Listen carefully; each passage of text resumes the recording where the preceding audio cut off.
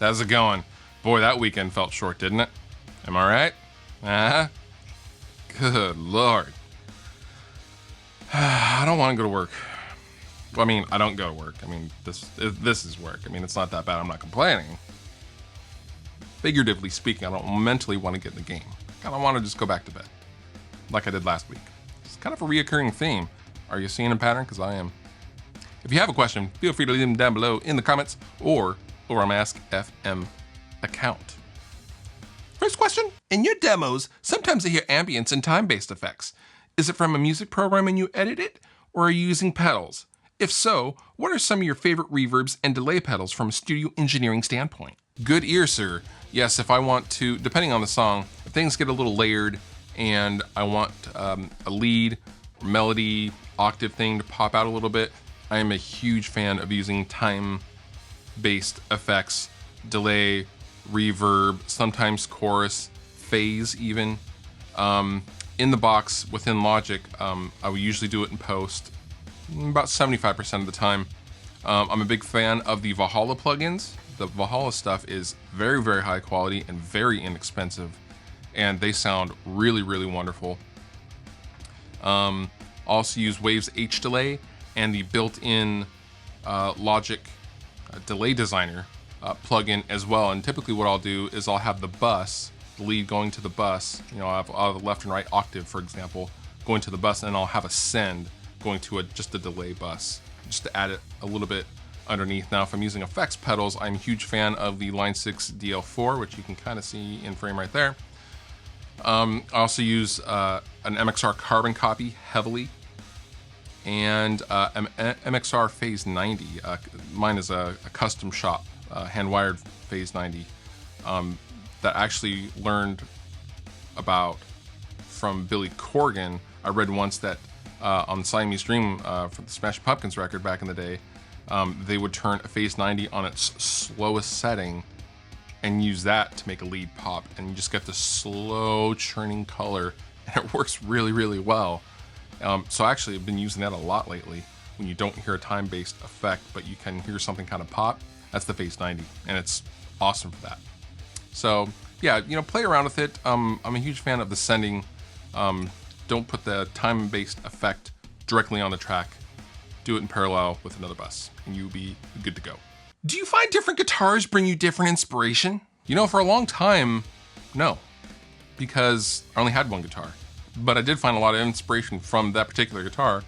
Like I mentioned in the last video, my white Schecter Solo 6 Betty White, just so many ideas were pouring out of me when I got that guitar. For a long time, for me, it was amps that really made me play and think differently. But recently, yeah, that is totally the case. You know, when I pick up a Gibson Les Paul, I think and play totally differently than when it's an LPJ. When it's like a lower end guitar, I'm not really mentally into it as much as an acoustic guitar, despite it sounding very, very good.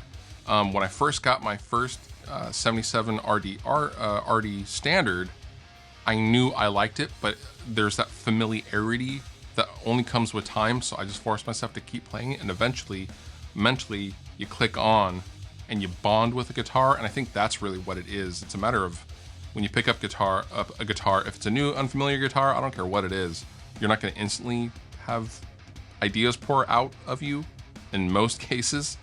But you know, playing guitar and playing with many guitars, it's really just a bonding experience with that guitar and getting familiar with it and having the confidence to just really hit it hard and it's going to stay in tune and that kind of stuff. And so yeah, a lot of guitars make me play and think totally differently. In the comments below, tell me what your favorite guitar is, because we should have share time. What's up with all the headless guitars? Is this a fad? You know what? I hope so, because I think they look ridiculous.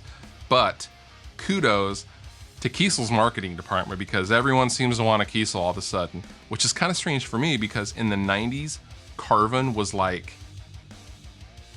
a musician's friend for guitars. Like, their quality was horrible in the 90s, late 90s, early 2000s. And so for me to see all the, like, the Super Primo Carvin guitars and people pimping them and wanting them now is a little strange for me personally, but headless guitars in general, it's just my personal taste. I'm not into them. It looks strange. I'm an old school guy. I'm a traditionalist. It just looks strange to me. And, you know, let's just make a ukulele-sized guitar. You know, 6 strings on it, but it's ukulele-sized. They look small. I guess that's what it is. They physically look so weird because they're physically so small on most of the players, unless you're like Angus Young and a super, super small guy. But if I had a headless guitar, like let's say I had a Kiesel Vader, that would look hilarious on me. So, you know, teach his own. Whatever floats your boat. I'm not one to judge, but for me personally, meh, I'm not into them. This week, I suggest to you check out these awesome, teeny tiny little Joyo pedals. Joyo sent me a couple of them just to play around with. I don't know if I'm going to do a video on them yet. To kind of let me decide that. But they're awesome, and they sound really, really good. And these things, when I say small and mini, they're small. I mean, they are, you know, let's, here's a guitar pick. And this is the pedal. That's small, dude. And huge bang for the buck. They're really inexpensive. I first saw these at NAMM, and I contacted them and said, hey, I want to check some out, because if they sound as good as they look, I'm in. And yeah, they do. Super, super awesome. I highly recommend you check them out. Lots of pedals in that line as well. As always, you have been wonderful. I have been Fluff. I thank you so much for watching, and I will see you next time.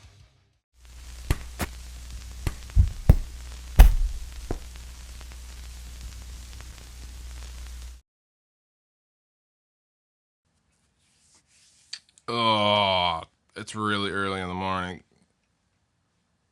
I want to go back to bed. I'm sure you do too.